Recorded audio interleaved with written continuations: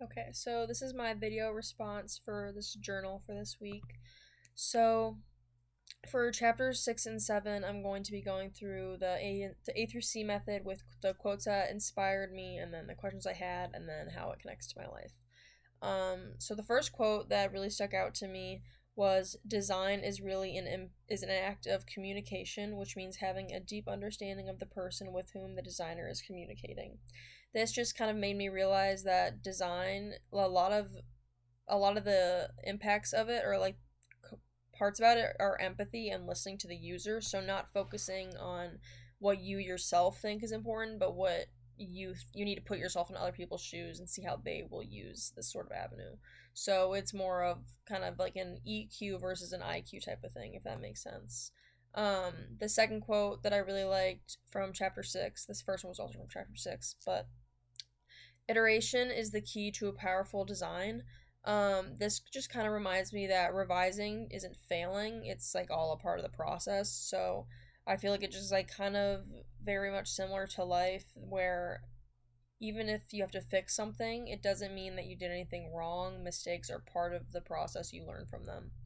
And then the last quote from chapter 6 was rapid prototyping helps designers learn what works and what doesn't.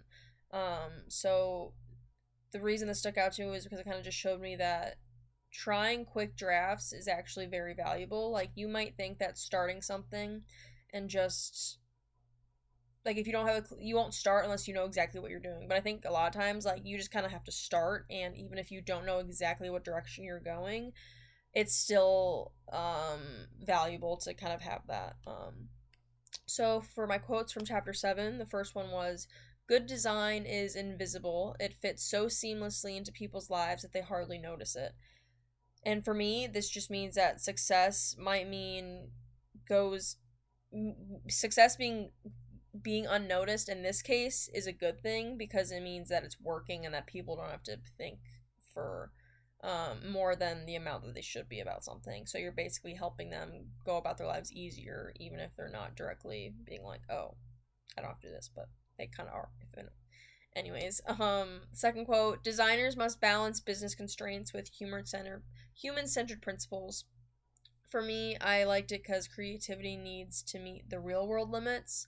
So as much as you want to be creative and think outside the box, you still want it to make sense in the real world, and not be too kind of outlandish for what you're designing it for.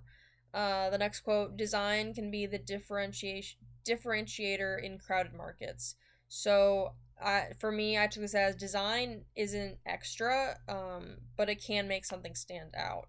It is something that I think definitely you put a lot of detail in, and you need to make something else stand out to kind of let it shine.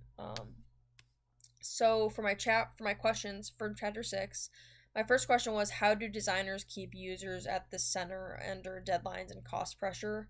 So I feel like a lot of times, especially like in the economy, like I feel like jobs are, you never know who's gonna take, like, I don't know, just personally, like, there's a lot of, you don't know what's going on with your job. So I feel like when there's so much pressure, like, how do you keep them motivated working when we do know that there's costs that need to be paid? Just all that stress of it, I feel like, is kind of the avenue is what I was thinking of. But the second question I had was, can too much iteration become unhelpful? So can you be doing too much to a point where it's like clouding the vision and where it's not being as beneficial? For chapter 7, my questions: how do designers protect their creative vision when asked to cut corners? So, for example, like when you're trying to save money, maybe, and maybe all of the avenues you're trying to do with this design, like, they're just not going to work out. How do you know what to take out where you're not taking the design away, if that makes sense? So I think it's just very interesting. Like, how do they know what to take out? And then what does good design look like in internal tools, like not like publicly facing? So like on the inside, behind the scenes, like what needs to be done? Regarding my implementation, in the past at my internship, my first Canva drafts were always getting revised. A lot of times I would make a design, make a template, and then I would get told like, no, do this, change that. And at first it was definitely I want to say discouraging, but then at the end of the day it's like I do want to learn. I want to be better, so you're not going to be told that you're doing good all the time when you're not. So I think it was definitely something for me to learn, that just because of design gets like changed or fixed, like it doesn't mean I'm a failure. It just means I can be better. um and then also I feel like, for when I was talking about like apps or like stuff feeling natural and like you don't really notice it, like I feel like apps like Spotify and Google Maps are just so naturally ingrained in my daily life that it just is unnoticed how successful the app really is to me, because I just use it so much that like it doesn't, I don't know, that's not what I'm thinking about. Regarding the future, I think I do want to think more about who I'm going to be designing for, and not just what looks pretty. So maybe like when it comes to like my own personal, like for example, like when I get an apartment, like when I'm designing it, like do I want it to just be aesthetically pleasing, or do I want the decorations maybe to also have a use, have storage, something like that. And then finally, in the future, I want to remember that refining is not failure. It's part of human centered, as the book said, human centered design and all that. It's a part of the process. It's not fail. It's like mistakes do not. Everyone makes mistakes. They are a part of life. But that is basically my implementation for past and future. But overall, I feel like these chapters definitely helped me see design as like a balance between creativity, but also having depth of reality.